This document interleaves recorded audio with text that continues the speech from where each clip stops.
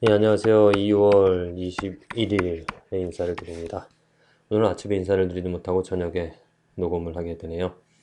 네, 오늘 눈이 많이 왔습니다. 아침에 눈이 많이 와서 눈을 치우고 또 아이들과 함께 썰매를 타고 또 눈사람을 만들고 정말 하나님께서 우리들에게 주신 이 자연 또 하나님께 만들어 주시고 또 축복해 주신 것들 때문에 우리들이 얼마나 즐거워하며 기뻐하며 살아갈 수 있는지 모릅니다. 이 모든 것이 다 하나님의 은혜이죠. 눈을 누가 만들 수가 있겠습니까? 이 하늘에서 내리는 눈을 누가 만들 수 있고 또 그 눈을 또 우리들에게 주심으로 그 하나님께서 주신 그 능력으로 만들어 주신 그 눈으로서 우리들이 마음껏 은혜를 누리며 살아간다는 것. 작은 거 하나에서부터 큰 거, 우리들의 삶, 하나하나 모든 것 살펴보면 정말 하나님의 능력 때문에 우리들이 얼마나 즐거워하며 기뻐하며 살아갈 수 있는지 모릅니다. 사람들이 만들어 놓은 것, 내가 노력해서 만들어 놓은 것으로 즐거워하며 기뻐할 수도 있겠지만은 그러한 것들은 문제가 되어줄 수 있고 또 마음껏 누리지 못합니다. 한계가 있는 것이죠. 하지만 하나님의 은혜, 하나님이 만들어 놓은 하나님의 작품, 하나님의 능력 때문에 우리들은 마음껏 즐거워할 수가 있습니다. 가장 큰 하나님의 은혜가 무엇입니까? 바로 십자가, 예수 그리스도. 이 예수 그리스도로 말미암아, 예수님으로 말미암아 우리들이 누릴 수 있는 이 큰 은혜가 얼마나 큰지 모릅니다.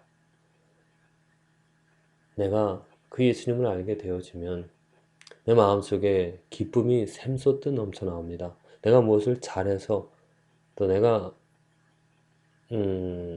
무엇인가를 이루어 놓은 것 때문에 기뻐하고 즐거워하는 것이 아니라 하나님의 작품, 예수 그리스도의 그 헌신과 순종과 죽음, 희생, 제사 그것 때문에 곧 예수님이 우리들의 왕이 되어 주셨기 때문에 그 왕 때문에 즐거워하는 것이죠. 생각해 보십시오. 어린아이로서 한 가정에서 생활에 나갈 때 그 아버지의 훌륭함 때문에 아버지의 능력 때문에 그 아이가 누릴 수 있는 즐거움과 기쁨과 또 좋은 것이 얼마나 많은지 제가 아이를 키우면서 내가 아버지로서 이 아이에게 좋은 것들을 줄 수 있을 때 얼마나 기쁜지 모릅니다. 아버지로서의 만족감을 갖는 것이죠. 그런데 아버지가 능력이 없어서 아이에게 좋은 것을 주지 못합니다. 주고 싶어도 줄 수가 없습니다. 저도 아버지로서 그런 걸 많이 느낍니다. 이 아이에게 필요한 것이 있는데 내가 능력이 없어서 이것을 해주지 못할 때가 있습니다. 안타깝습니다. 무능력한 아버지로서. 하지만 우리들의 아버지 대신 우리들의 왕 대신 예수님을 생각해 보십시오. 우리들의 왕 예수님은 부족함이 없으십니다. 온전한 능력이 있습니다. 죽기까지 우리들의 모든 것들을 필요한 것들을 다 주셨습니다. 하나님의 사랑이죠. 그 왕을 그 아버지를 내가 알고 그 아버지의 가정에 그 아버지의 자녀가 되었다라는 것이 얼마나 큰 축복인지 얼마나 우리들이 누릴 수 있는 것이 많은지 모릅니다. 그래서 하나님의 은혜 그 예수 그리스도 그 능력이 있으신 그 왕 때문에 우리의 삶에 즐거움이 넘치는 것이죠. 저와 여러분들의 삶 많은 것들 누리면서 감사하며 살아갈 수도 있겠지만은 무엇보다도 예수님으로 우리들이 가질 수 있는 누릴 수 있는 그 좋은 것들을 마음껏 누리면서 살아가는 그런 삶이 되어지기를 간절히 기도를 드립니다. 읽은 말씀 출애굽기 4장, 누가복음 7장, 욥기 21장, 고린도전서 8장의 말씀입니다. 말씀 가운데서 누가복음 7장의 말씀입니다. 백부장의 믿음이 관련된 말씀인데요. 백부장이 그 하인이 아팠습니다. 하인이 병이 들었는데 그 백부장이 그 이스라엘 사람들 유대인들을 많이 사랑하고 또 그들을 위해서 많은 일들을 해서 그 사람들이 마을 사람들이 백부장의 그 간청을 들어주 달라고 예수님께 말했습니다.